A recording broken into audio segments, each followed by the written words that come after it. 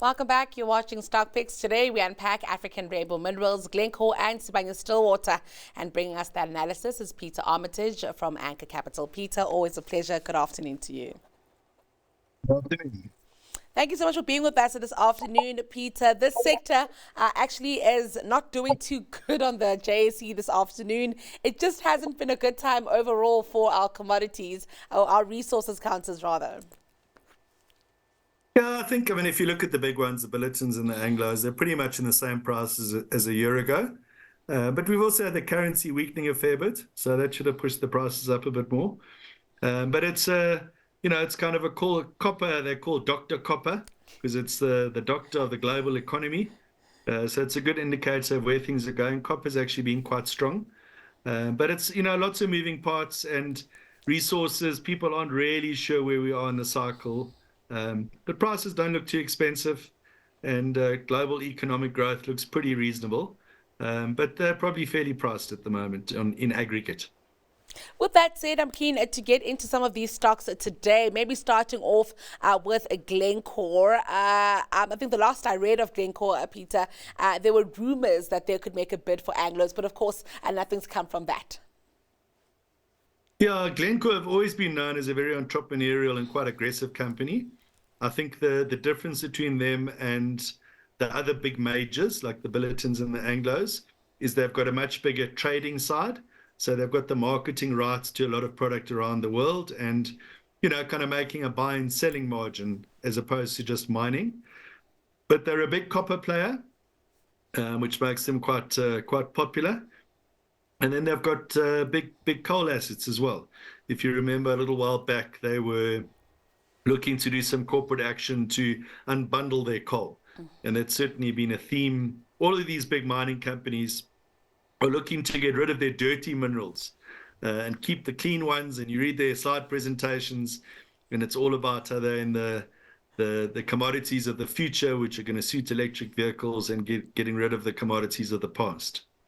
What is interesting about that, though, is that it wasn't so long ago when Glencore made that bid for Take Resources coal. And of course, now they're looking to unbundle it.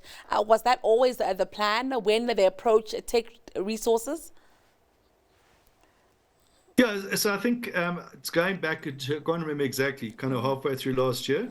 I think they just thought, there was a good corporate finance opportunity.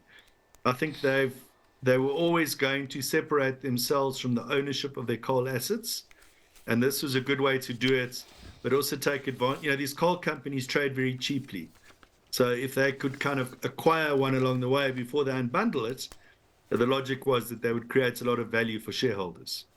We saw Anglos do something similar there with Thungela Resources.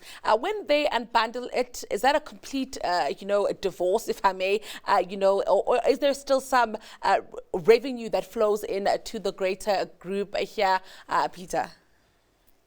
From an Anglo's perspective, you talk. Yes, and maybe even with Glencore possibly doing the same with their coal assets. Yeah, so no, it's a complete delinking. And you're seeing quite a bit of corporate activity around the world. We're at that stage of the resource cycle where companies are, kind of looking at their portfolios. And Bulletin came in to put in a bid for Anglo American, but on condition that they unbundle Kumba and Anglo Plats. And Anglo's very quickly came back and said, hold on, we've got our own plans. We've hinted at it before, but now we have definitive plans. But so Anglo American has already unbundled its coal assets.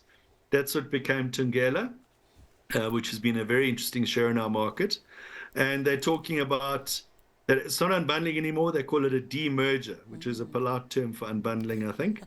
And in Anglo's current plan, they're looking at unbundling Anglo Platinum as well as De Beers, and then possibly selling off their nickel assets as well. Another break here. So, Completely.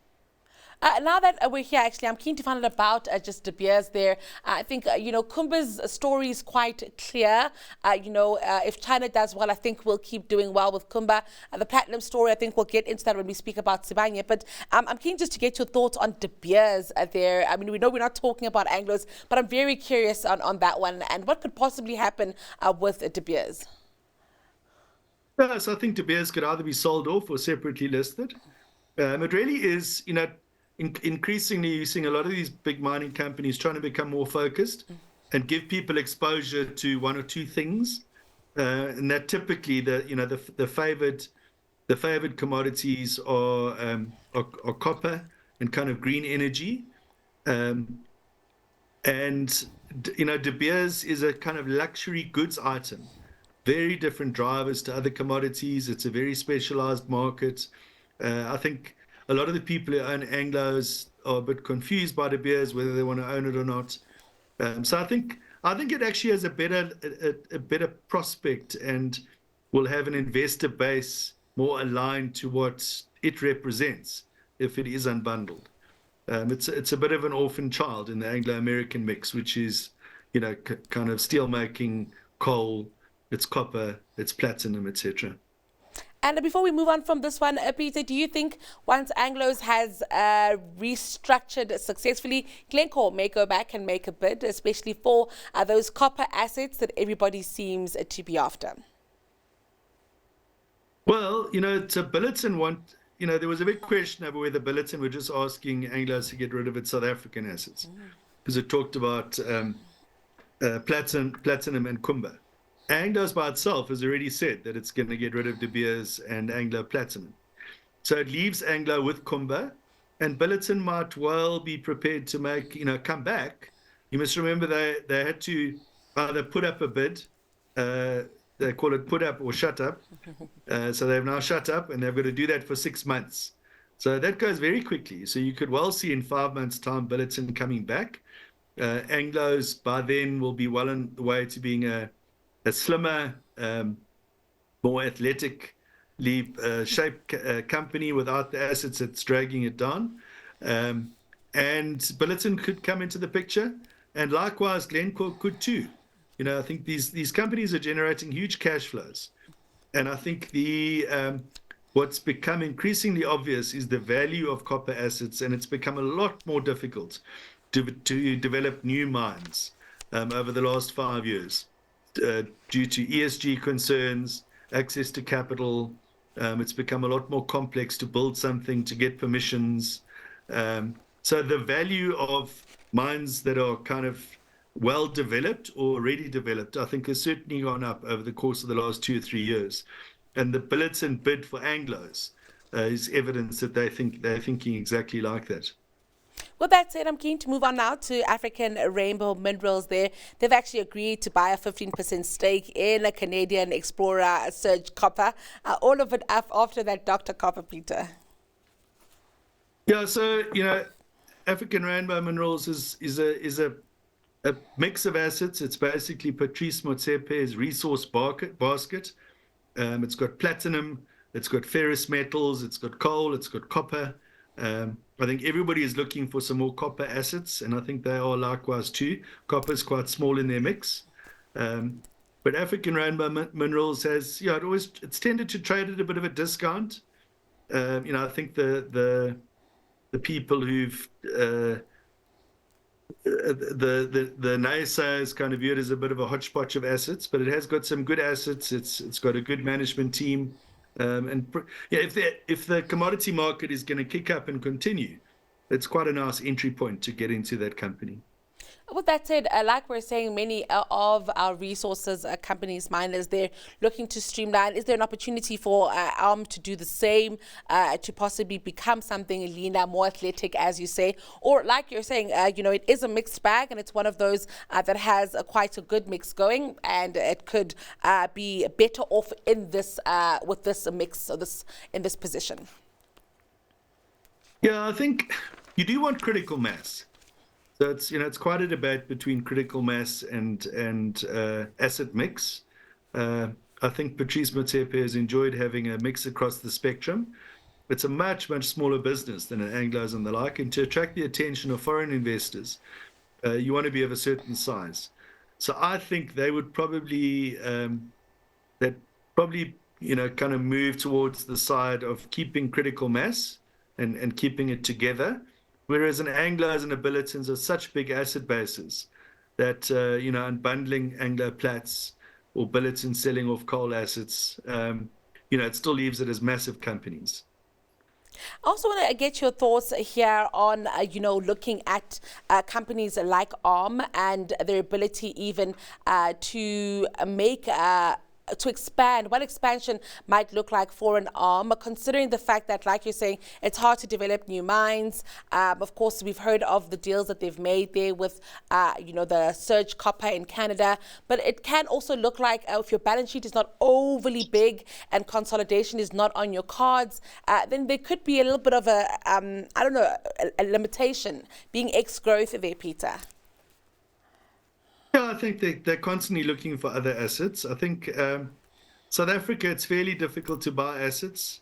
I think there's not a hell of a lot going around. From a South African point of view, which they've tended to focus, there hasn't been a massive appetite for people to develop new mines. I think there's been a lot of uncertainty, and the South African government hasn't made it easy for new mines to be developed. So that also means there isn't a hell of a lot to buy. Going offshore, you have to pay much higher prices. So I think they'll keep on looking around the South African market, selectively pick up stuff. But I wouldn't expect them to change their scale dramatically over the course of the next 12. And then the most interesting one, I think, out of the three today, well, maybe for me, Peter, is Sibanye. Sibanye, at some point, I used to call it a miner by day and a deal maker by night because there was so much happening with it. But of course, the tide has changed a little bit. Yeah, so, it's got assets on two ends of the spectrum. It's gold and platinum. Gold, as the gold price has been amazing over the course of the last 6 months. It's gone from well below 2,000 to 2,300. And its gold assets were making a loss. They're now making billions of rands of profit. Although, they're not long-term quality gold assets. He bought the gold assets where others had kind of thought they were reaching the end of their lives. But I think Froneman has always had the ability to squeeze more out of the assets. So the gold assets were in the doldrums a while back. Now, platinum, which was the star, if you remember, platinum group metals, it must have been about 18, 24 months ago, were absolutely flying. And Sibanye was heading up to 10 Rand a share of earnings. But platinum has fallen through the floor as electric vehicles. So automotive is the main use for the platinum group metals, and electric vehicles have started to take meaningful market share, and the platinum group metal basket has fallen quite dramatically. That's resulted in their platinum companies now making a loss. But platinum is much bigger in their lives than gold from a revenue point of view. So the company as a whole is now in a loss-making situation. The share is down to 20 Rand. It was multiples of that. And it's, it was making about 40 billion Rand EBITDA if you go back 2 years ago. And that's now down to, probably in the region of 5 or so. But after the interest costs and depreciation, it's actually making a bottom line loss. So Sibanye is a highly leveraged play on what you think might happen to platinum. But there's lots of different arguments. Obviously, if you go and look at the Sibanye investor slides, the platinum outlook is fairly rosy. Mm-hmm. If you look at people who are a lot more optimistic about electric vehicles, the platinum looks quite troubled. And it's at that, people also wrote platinum off if you look 6-7 years ago. And you're likely to see very little new investment into platinum. So the supply, commodities are obviously a simple function of supply and demand and expectations thereof. So everybody's expecting it to go down at a fairly solid pace. And there's absolutely no new supply coming on stream. So I'm not excited about the 10-year view of platinum, but because of the lack of supply, you may well go through times where you get squeezed. When people are understocked, come back into the market, there isn't a lot around. But Sibanye's got a lot of work to do to kind of get its way out of the position it's in at the moment. They bought some lithium assets. I think they're trying to expand into that new market, but it's obviously very difficult for them to buy anything which makes a meaningful impact on the size of the business and becomes important from a profit point of view. With that said, of course, Peter, there's also the added complication, I think, of maybe the balance sheet right now. I know they've recently managed to renegotiate some of their covenants with their financiers. I think the big four banks and some international financiers there. But does that also tell us that, there isn't much room on that balance sheet for there to be a complete overhaul, maybe even a focus change away from PGMs, if that is what they'd like to do? Yeah, they're not really in a position to do corporate transactions. Neil Froneman often manages to come up with ways to do it. So their absolute amount of debt is quite low. I think it's, I don't know exactly, it's in the region of 5 to 10 billion rand. Remembering that 2 years ago, they made 40 billion rand EBITDA. But now the EBITDA is down to close, getting down to a point where the debt to EBITDA is high. A little bit of a turnaround, and the debt problem goes away. So I think the banks can stomach that. But that they certainly couldn't borrow money right now, and issuing shares at this share price would be quite dilutive. So for the time being, it's about making sure that what they've got works. And with that said, Peter, when I think of just then where we are, I mean, like you're saying, it's very hard for us to tell where we are in this commodities downturn here. And also when we look at global sentiments, very mixed, some green shoots, some places where we're not quite sure there. Is it possible that companies like Sibanye, who are already showing some level of distress, could be in for a longer period of uncertainty, and that things could get a little bit worse before they get better? I think, first of all, the overall commodity markets, there's lots of positives and lots of negatives. So it depends where you are positioned in it. Copper's been doing very well. Iron ore's held up well. Gold has been amazing. But platinum's been a dog. So it's the individual drivers of each of them. I think the overall world economy is quite strong and supportive of things which get consumed. So, the coal price is still pretty reasonable. But yeah, so I mean, platinum, Sibanye is very much a case of what happens to the platinum group metal markets, and for the time being, yeah, it's difficult to picture how that's going to bounce up much in the short term. So I think they really, they've got to put their head down, they've got to cut costs, and just try and survive through a difficult time period.